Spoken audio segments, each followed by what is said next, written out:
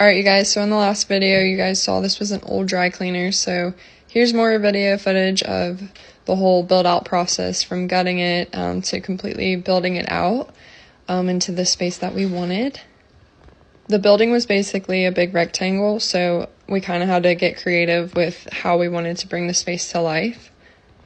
My husband truly is amazing and literally gets off work, comes to work here. He's sacrificed so much in the last year. We literally have not had much of a social life. We've gone on seriously 3 dates.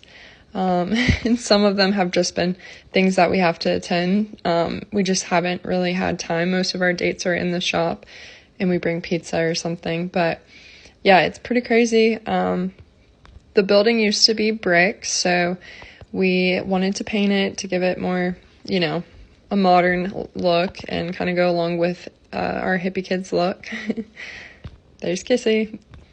Yeah, so we've been working on this space for over a year and it's been so crazy but so worth it. Actually, fun fact, you probably saw that AC unit, but we didn't have AC for the whole time we were working on it or heat, so this is actually during the winter. You probably see us with coats on. So it hadn't been completely finished yet. So most of the times we were in here freezing.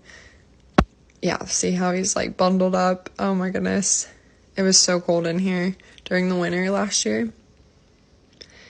But we had to bleed the lines to turn on the gas, and we just hadn't done that, or I don't know why we waited so long.